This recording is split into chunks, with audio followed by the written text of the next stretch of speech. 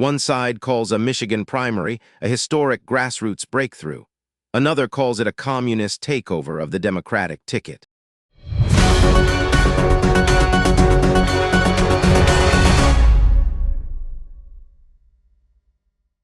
This is Parallax Newsroom. Vox framed Abdul El-Sayed's Michigan win as a breakthrough for Muslim voters, while Fox News amplified a Republican calling him a full-blown communist.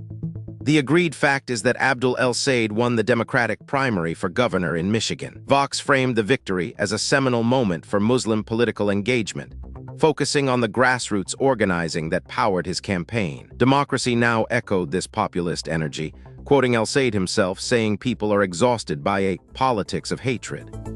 The Dispatch took a sharply different angle, arguing that Democrats nominating El-Sayed squandered their electoral advantage in a critical swing state. Fox News went further, centering its coverage on a top Republican's assertion that El-Sayed is a full-blown communist, despite his socialist denial. The contrast here is between identity, ideology, and electability. Vox and Democracy Now! Emphasized representation, using words like historic to signal a shift in Democratic demographics. The Dispatch skipped the identity angle entirely, focusing on the practical risk of alienating moderate voters in a swing state. Fox News bypassed the policy discussion to amplify a specific rhetorical attack, using the word communist to frame El-Sayed outside the mainstream. What is verifiable is El-Sayed's win and his policy platform.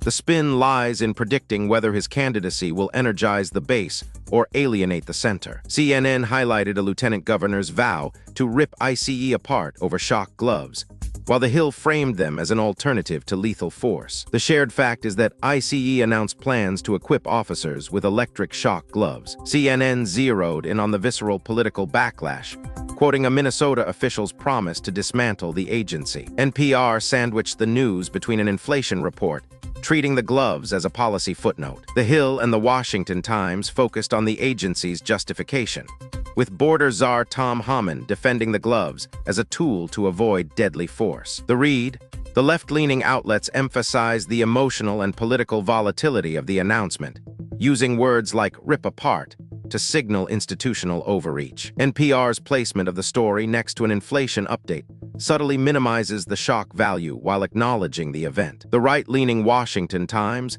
and the Hill center on the agency's justification, framing the gloves as a safer alternative to guns. The verifiable fact is that the gloves are being introduced.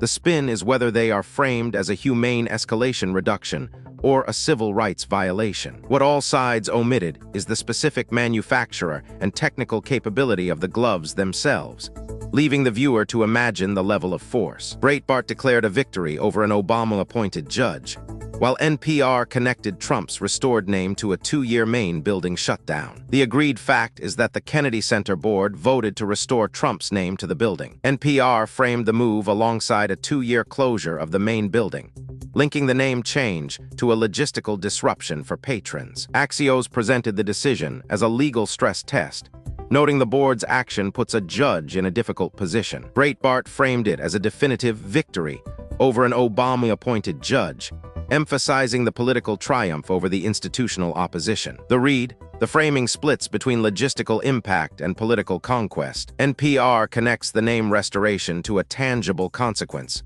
the building shutdown, making the political move feel immediately disruptive to the public. Axios treats the event as a procedural chess move, focusing on the judicial tension rather than the cultural implications. Breitbart uses the word victory to frame the event as the resolution of a partisan battle, specifically naming an Obama-appointed judge as the defeated adversary. The verifiable fact is the board vote.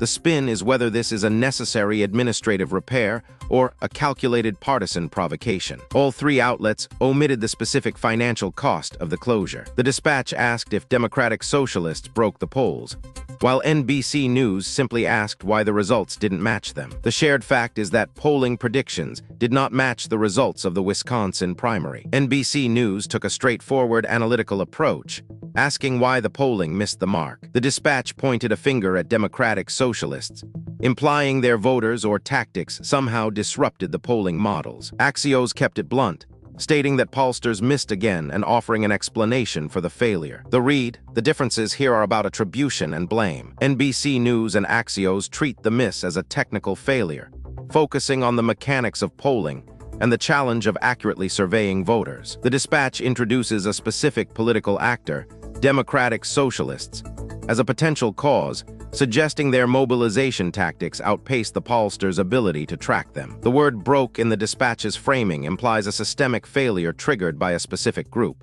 while NBC's didn't match is a neutral observation of error. The verifiable fact is that the polls were inaccurate. The spin is whether this is a methodological challenge or a sign of a specific movement's hidden strength. What all sides left out is the actual margin by which the polls missed, a number that would give the viewer a concrete sense of the failure scale. Across all four stories, the left emphasizes representation and institutional overreach. The center focuses on mechanics and legal friction, and the right frames events as ideological victories or existential threats. Subscribe for the framing gap.